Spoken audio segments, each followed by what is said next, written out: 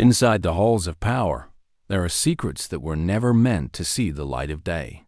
For decades, we have been told that certain individuals are above the law, shielded by a web of influence and deep state protection. But today, the curtain is being pulled back by someone who knows where the bodies are buried. Pam Bondi, a woman who doesn't flinch, just walked into a hearing with a folder that should not exist. This is not just another political circus. This is the moment the establishment's greatest nightmare becomes a reality. I am going to walk you through every document, every recorded whisper, and every vanished investigation that they tried to hide from the American people. If you stay with me until the very end, I will reveal the one piece of evidence that changes the entire narrative of the last decade. This is the truth they said would never be told, and you are seeing it here first. Make sure you drop a comment below, letting us know where you are watching from, and hit that subscribe button right now because you cannot afford to miss what comes next. The air in the committee room was thick with a tension you could cut with a knife. Pam Bondi took her seat early, a move that signaled she wasn't there to play the usual games of political theater. She placed a thin, nondescript folder on the table, a folder that contained the testimony of a whistleblower from the very heart of the State Department. Across from her sat Hillary Clinton, the master of the pivot, looking as composed as ever. Clinton believed this was just another storm to outlast, another Republican inquiry she could smile her way through. But Bondi didn't start with a speech. She started with the cold, hard facts of the record. The questions didn't come from partisan talking points or media speculation. They came from audio files, internal calendars, and digital footprints that were supposed to be permanent secrets. This was a methodical dismantling of a carefully constructed facade, one answer at a time. The most important answer, the one that ties every string together, was held back for the climax of the session. "You're early," a staffer whispered as Bondi settled in, but the reply was sharp and focused. "On purpose," Bondi said. "I didn't want any distractions today." The gavel struck, and the room fell into a silence that felt heavier than the marble walls surrounding them. Hillary Clinton entered with the familiar click of heels, her attorneys hovering like a protective shield. "We stick to the statement," they whispered, but Clinton simply smiled for the cameras. She claimed to know how these hearings worked, implying she had seen it all before. But as the chairman recognized the attorney general, the energy in the room shifted instantly. Bondi looked down at her microphone and then directly at the woman who had dodged accountability for years. "I'll keep this brief," Bondi promised, a statement that usually means trouble for the person under fire. Clinton crossed her arms, seemingly unimpressed, but the confidence was about to be tested. Bondi reminded the committee that they had been told there was no new material regarding the State Department's prior scandals. Clinton smoothly replied that those matters were addressed years ago by the appropriate authorities. Which authorities? Bondi shot back, refusing to let the vague terminology slide. An attorney tried to object, but Bondi raised a hand, silencing the room with a single gesture. "I'm not finished," she said, and for the first time, the room truly stilled. Earlier that morning, Bondi's office had authenticated files that were never submitted to Congress. Clinton's smile began to fade as Bondi revealed that Clinton's own name appeared on several of these suppressed documents. A low murmur spread among the observers as the weight of that statement sank in. Clinton leaned in to state she had complied with every lawful request, but Bondi had a ready response. "Compliance isn't the same as disclosure," she countered, hitting the heart of the deception. The tension escalated when Bondi mentioned the phrase priority contributor. Clinton blinked, asking for context, but Bondi wasn't ready to give up the leverage just yet.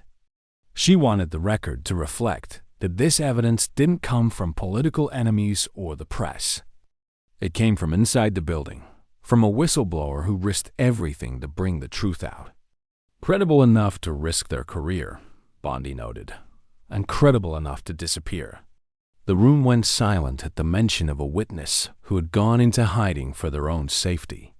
Clinton called it a dramatic allegation, but Bondi corrected her immediately.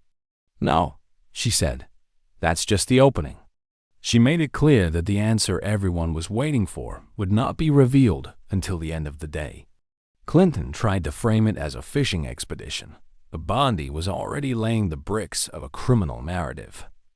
This is the kind of accountability the mainstream media refuses to cover, and that is why you need to be part of this community. We are breaking down the walls of silence that the elites have spent millions of dollars to build. If you believe that no one is above the law, then you need to hit that like button and subscribe right now. Your support is the only way we can keep bringing these suppressed stories to the forefront. Leave a comment and tell us, do you think this time is finally different? The chairman asked if Bondi was formally introducing evidence, and she confirmed she was, but only in stages. Timing matters, she explained, and so does candor. Clinton exhaled sharply, accusing Bondi of creating vague accusations for the sake of headlines. Bondi didn't take the bait, instead sliding a single document toward the clerk to be marked as Exhibit 1. It was an access log from a restricted tier of the State Department archives. Clinton's attorneys claimed they hadn't had time to review it, but Bondi knew better. "You already have," she said, suggesting the defense team was well aware of the log's existence. The log showed a pattern of repeated access to donor-related files within 48 hours of high-level diplomatic meetings. A congressman asked the obvious question. Were donations being used to buy access to the Secretary of State? Bondi didn't speculate. She simply pointed to the sequence that repeated over and over again. Clinton dismissed it as mere correlation, but Bondi was already moving to Exhibit 2. These were internal correspondences, authenticated with metadata and an intact chain of custody. When asked who authored them, Bondi looked directly at Clinton and named her chief of staff. Clinton tried to distance herself, claiming she couldn't be responsible for every email sent by her staff. "One moment," Bondi interrupted. "You were copied on these instructions." The instruction in the email was clear. Prioritize VIP contributors. Expedite scheduling. The room erupted as the reality of the pay-to-play system was read into the record. Clinton tried to argue the language was about humanitarian donors, but Bondi had a devastating follow-up. She asked why an active investigation in Little Rock suddenly stopped 2 weeks after those emails were sent. Clinton's jaw tightened as the mention of 2015 brought back a ghost she thought was buried. She claimed the matter was closed, but Bondi pointed out there was no closing memo, no final report, and no explanation. "I'm laying bricks," Bondi told the room. "The narrative comes later." The committee pushed for more details on the Little Rock investigation that had seemingly vanished into thin air. Bondi explained that she was relying on what was missing from the official record, not just what was there. She then turned the focus back to her source, the State Department technician. This wasn't just a disgruntled employee. It was a professional who noticed patterns and began to encrypt data. Clinton tried to dismiss the technician as unreliable, but Bondi noted that people don't encrypt data unless they are protecting something vital. The technician had sent the files with a warning. If Congress didn't see this, no one ever would. Then, the technician went silent, leading many to fear the worst about their safety. Bondi then dropped the bombshell that the whistleblower had resurfaced the night before and was ready to testify. The chamber erupted in noise, and the chairman had to bang his gavel repeatedly to restore order. Clinton was visibly shaken, accusing Bondi of sitting on this information for political effect. "I verified it," Bondi replied calmly. "That takes time." She then announced that the most dangerous piece of evidence was coming next. A staffer brought forward a USB drive that had been logged at intake earlier that morning. It was State Department property, with a serial number and digital fingerprints that matched internal systems. Bondi revealed that the drive contained audio recordings of Clinton's senior advisors. Clinton tried to claim it proved nothing, but Bondi was already opening the folder to show matching internal directives. These were orders to pause investigative actions, contrary to everything Clinton had said under oath. Bondi read a memo aloud. Per discussion, further action is not advised at this time. Guidance received. When Clinton asked who gave the guidance, Bondi pointed to the distribution list on the document. Clinton fell back on her usual defense that she received thousands of emails and didn't recall this specific one. So your defense, Bondi said slowly, is that you were copied on orders to stop an investigation and just didn't notice? The silence that followed was the heaviest of the day, as the implications of insulation began to take hold. Either Clinton knew what was happening, or the system operated with the certainty that she would never object. This is exactly why the American people have lost faith in the institutions of Washington. We are watching the gears of power grind against the truth in real time. If you want to see the system finally held to account, subscribe and share this video with everyone you know. The room was no longer just a hearing chamber. It had become a courtroom of history where the evidence was finally catching up to the rhetoric. Pam Bondi didn't just have documents. She had the voices of the machine itself recorded on that silver USB drive. As the clerk prepared to play the file, you could see the calculated mask of the establishment beginning to crack. This wasn't a bluff, and everyone in that room, from the high-priced attorneys to the career politicians, knew the stakes had just reached a breaking point. The chair gave the order to proceed, and the first clip began to play, filling the silence with a chilling glimpse into how things really work in the shadows. The voice on the recording was low, urgent, and unmistakably irritated, speaking of losing control if a certain investigation gained any more traction. A second voice, calmer but just as cold, gave the order to slow it down rather than shut it down outright. Pause it. Let it cool, the voice commanded, citing that guidance had already been received from the higher-ups. The room sat in a stunned, heavy silence as the audio cut out, leaving the implication of top-down obstruction hanging in the air. Bondi identified the speakers as a senior policy advisor and a deputy legal liaison, the very people paid to protect the interests of the elite. Clinton tried to dismiss it all as circumstantial, a desperate attempt to frame routine administrative talk as something more sinister. But Bondi was ready with the knockout blow, pointing to a memo timestamped just 3 hours after that very conversation. That memo officially halted the subpoenas that were ready to be served in the Little Rock investigation. It wasn't a coincidence. It was a sequence of events that proved the guidance was an order to obstruct justice.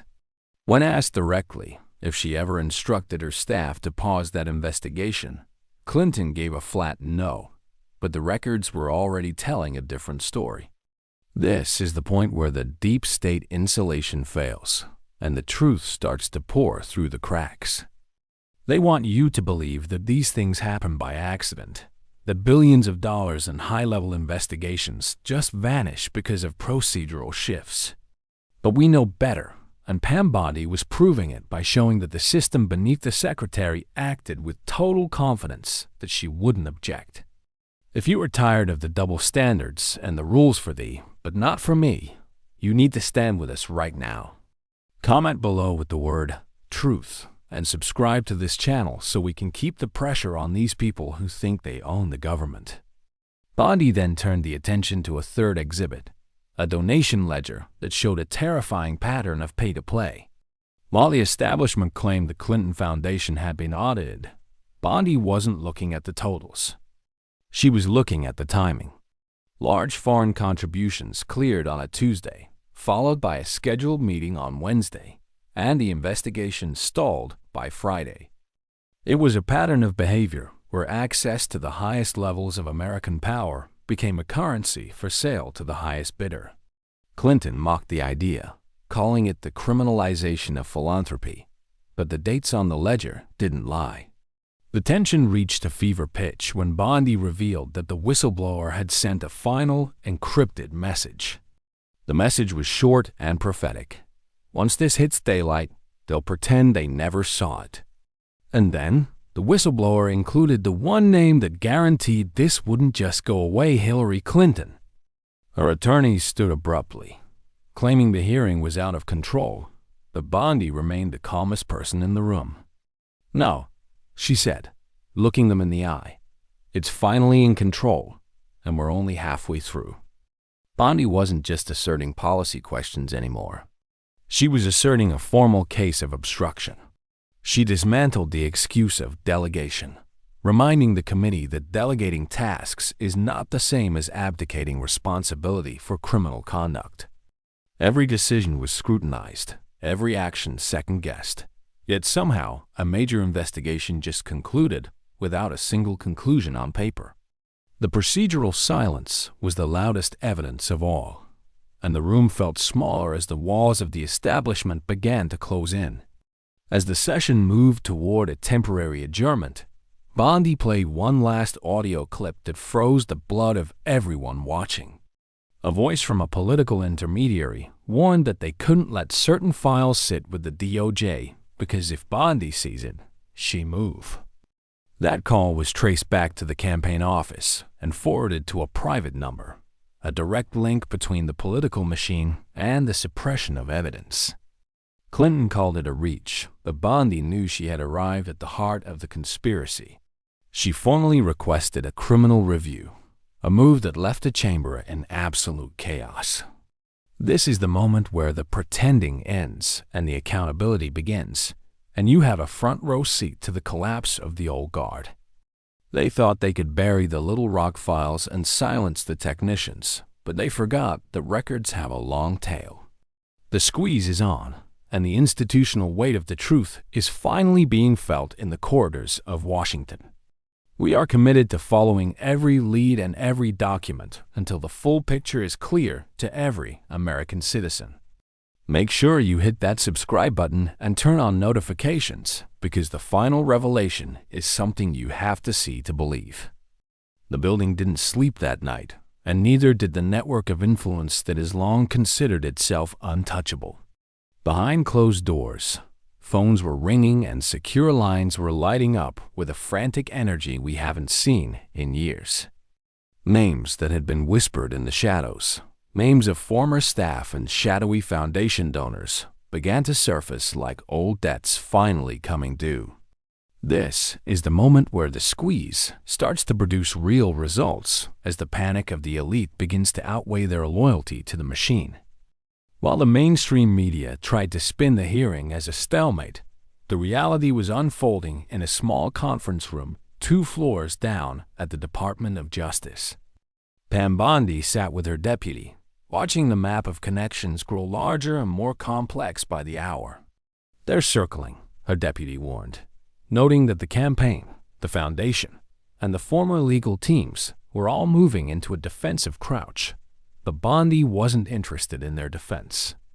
She was focused on the final piece of the puzzle that would bridge the gap between presence and intent. She knew that releasing the next set of documents would send shockwaves through the donor class. But that was exactly the point of this institutional cleaning. Across town, the lights were still on in the Clinton apartment, where the realization was setting in that this wasn't just another political fire to be put out. "They're spooking the donors," an advisor admitted, as calls began to flood in from people who had paid for access and were now terrified of being named in a criminal review. The establishment always panics first when their checkbooks are threatened, and the resurfacing of the whistleblower had changed the math of their survival. Clinton tried to maintain her cold composure, claiming that people are only brave when they are protected by the government. But she knew that the protection of the old guard was eroding, replaced by the relentless transparency of Bondi's team. At the DOJ, the screens flickered with a new transfer of data. The missing calendar records that the State Department claimed didn't exist. These weren't the sanitized public schedules that the press gets to see. These were the private sit-downs, the off-the-record meetings that happened in the dark. The analyst pointed out the encrypted checksums, that matched the whistleblower's USB drive, proving the authenticity of these shadow calendars. Meetings with foreign dignitaries and massive foundation contributors occurred in the exact same windows where policy shifts were being made. "That's the missing link," Bondi said, leaning in as the connective tissue of the pay-to-play scheme was finally laid bare. "This is the evidence they said was impossible to find, and yet, here it is, documented and verified. If you are as tired as I am of seeing the elites trade our national interests for foundation donations, you need to make your voice heard right now. Drop a comment below with the word accountability, and make sure you are subscribed so you don't miss the final reveal of these shadow calendars. We are the only ones bringing you the raw truth of how your government was being operated like a private business. Hit that subscribe button and join the movement to take our country back from the hands of the highest bidders.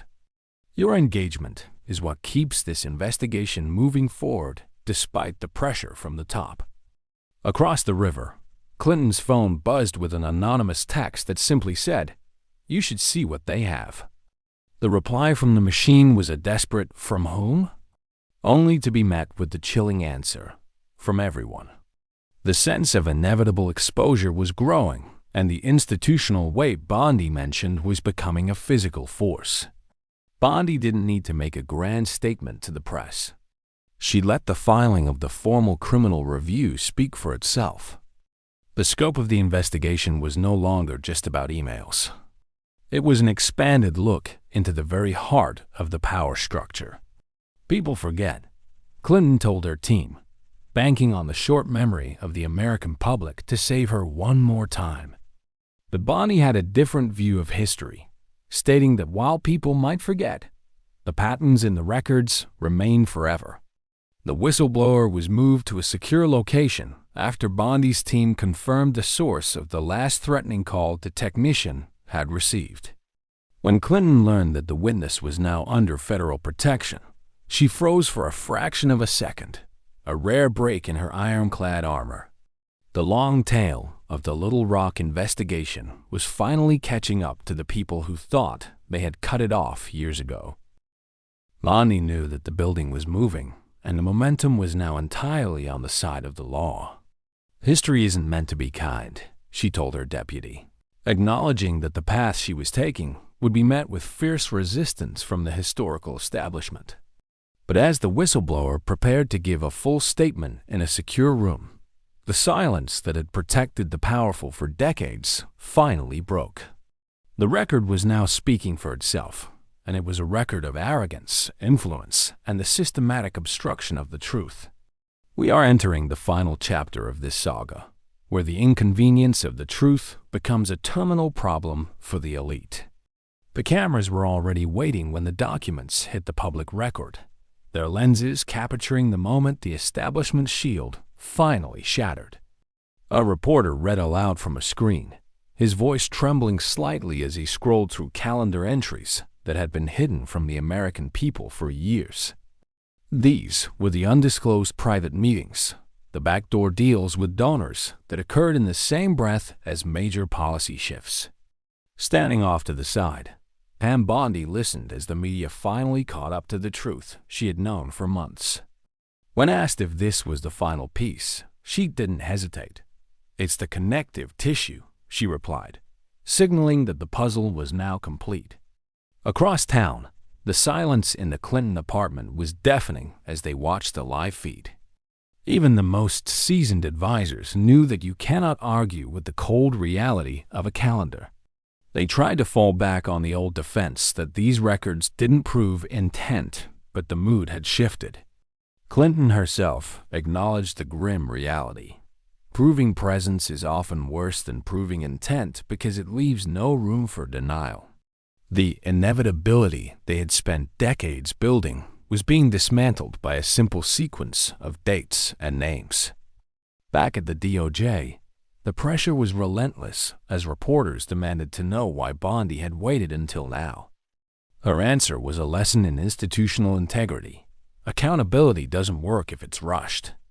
She wasn't there to make a personal conclusion about Clinton's guilt. She was there to prove that systems don't act alone.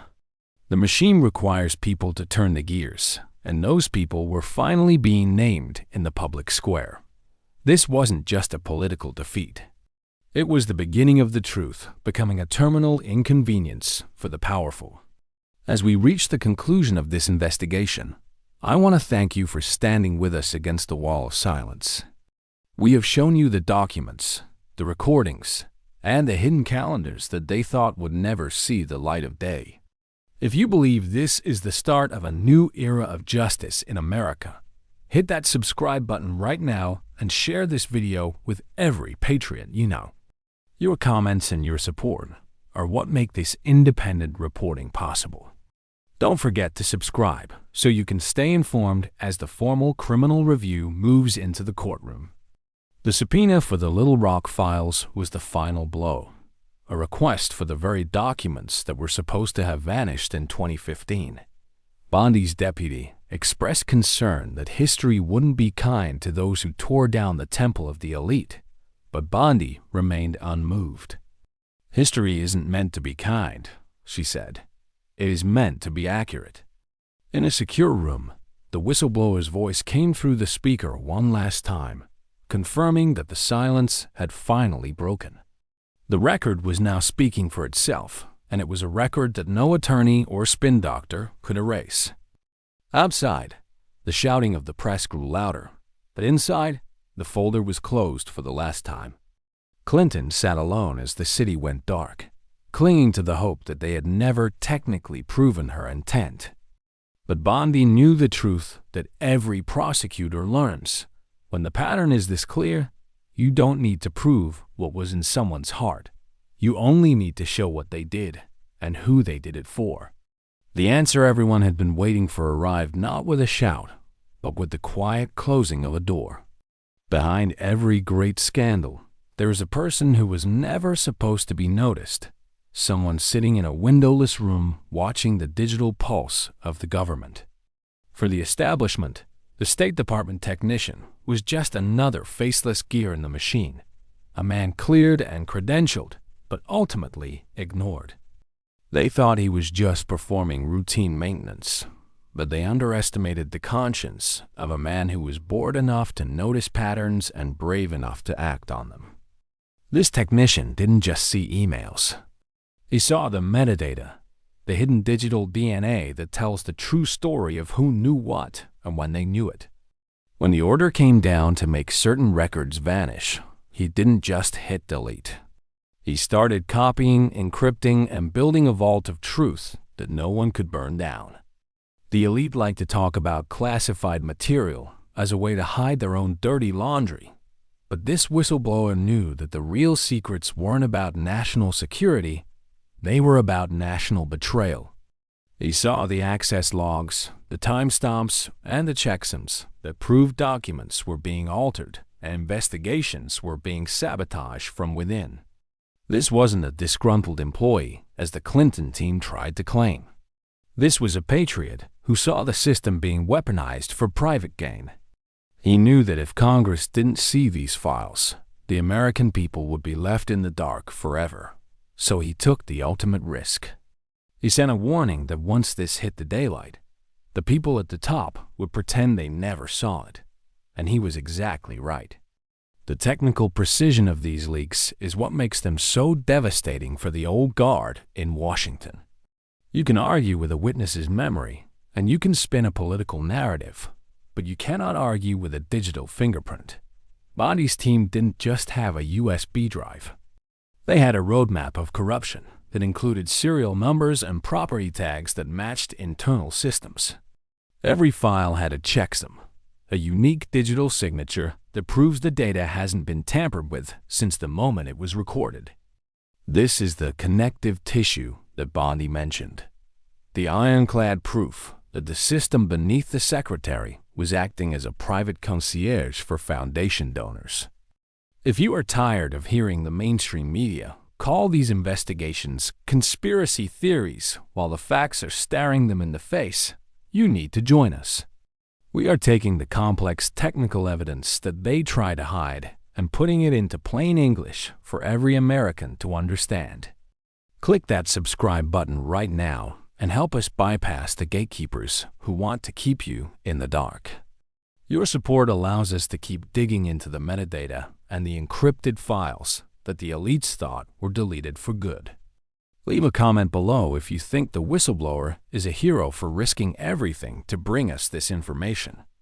The most chilling part of the technician's testimony wasn't just what he found, but what happened after he sent the evidence. He stopped answering messages, he went dark, and for a moment, it seemed like the silence of the establishment had claimed another victim. But unlike the investigations they managed to kill in the past, this one had a long tail that they couldn't cut off. He resurfaced under federal protection, ready to testify that the hierarchy of power knew exactly what was being suppressed. He was the one who saw the names on the distribution lists, the one who saw the orders to prioritize donors, and the one who watched the Little Rock files vanish. This technician witnessed the insulation of power firsthand, watching as layers of bureaucrats learned exactly what not to surface to the person at the top. It was a system built on plausible deniability, where guidance was received through back channels and private numbers to avoid a paper trail. But they forgot that in the digital age, everything leaves a trace if you know where to look. Bondi wasn't just relying on his word.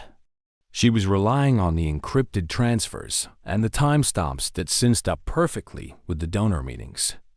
The behavior of the system was finally being mapped, and the map led straight to the heart of the campaign office.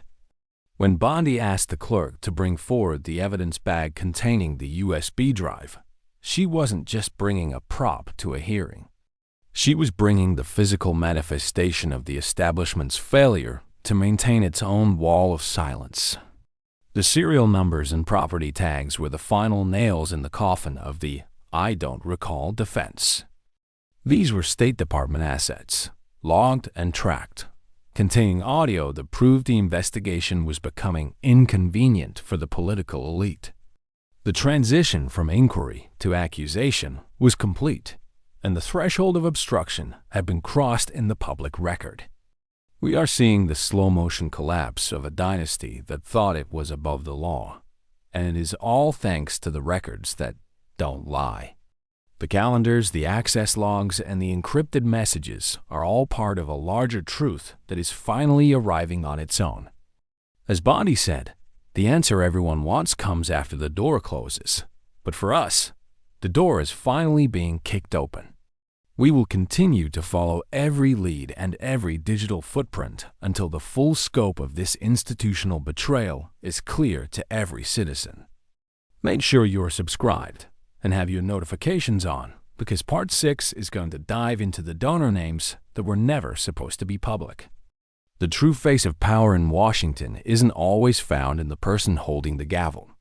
It's found in the intermediaries, the shadowy figures who operate in the space between a campaign office and a government building. Pam Bondi knew that to break this case, she had to follow the money and the messengers who moved it. She introduced the third exhibit, a donation ledger that didn't just show numbers, but showed a transactional timeline of betrayal. This ledger proved that large foreign contributions weren't just acts of philanthropy. They were keys to a door that remained locked for everyone else. While the Clinton team sighed and spoke of repeated audits, Bondi was busy pointing to the dates that painted a picture of absolute corruption. The sequence was as predictable as it was revolting. A donation would clear on a Tuesday, a private meeting would be scheduled on Wednesday, and a federal investigation would mysteriously stall by Friday. This wasn't a coincidence. It was a business model where American diplomacy was the product and foreign interests were the buyers.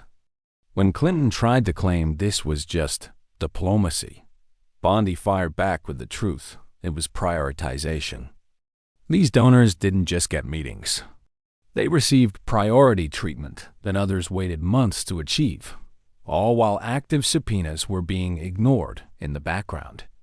This is the currency of access that Bondi exposed, showing that when scrutiny threatened that currency, the entire system closed ranks to protect it. The most damning piece of this puzzle came from a call placed from within the campaign office itself, a call that was never meant to be recorded. The voice on the other end was a political intermediary, warning that they couldn't let certain files fall into the hands of the DOJ because, if Bondi sees it, she'd move. This link between the political machine and the suppression of evidence is the definition of a criminal enterprise operating under the guise of public service. Clinton called it fabricated and reaching, but the record showed the call was forwarded to a private number, bypassing every oversight protocol in existence. This is how they maintain control, by using layers of people to insulate the top from the consequences of their own directives. If you are as disgusted as I am by this pay-to-play scheme that treats our government like a private club, you need to act now. We are the only ones willing to name the donors and the intermediaries that the mainstream media is too afraid to touch. Drop a comment below with the word exposed and hit that subscribe button to ensure you get every update on this criminal review. We need your help to spread this truth further than their campaign dollars can reach. Subscribe today and join a community of patriots who refuse to let this kind of corruption become the American norm. Your engagement is the only thing they can't control or suppress. Bondi didn't just stop at the donors. She went after the procedural silence that allowed the Little Rock investigation to vanish into thin air. She challenged the idea that an investigation could simply conclude without a single closing memo or a referral for charges. Clinton's defense was that she didn't recall the specific memos, but Bondi pointed out that the distribution list told a different story, one of awareness and assumed consent. The system beneath the secretary acted with the total confidence that she wouldn't object to the obstruction because it was done in her interest. This hierarchy of silence is what Bondi is systematically dismantling, one record and one time stop at a time. The long tail of the Little Rock team is still out there, and the questions are only getting harder for the establishment to answer. Bondi revealed that the whistleblower didn't just send files. They sent a message that said the name Hillary Clinton was at the center of the daylight they feared. As the formal criminal review expands, the squeeze is being felt by every advisor and every staffer who thought they were safe behind the wall of power. The map of corruption is being drawn, and despite the warnings that maps can be misleading, Bondi is following the behavior, not the detours.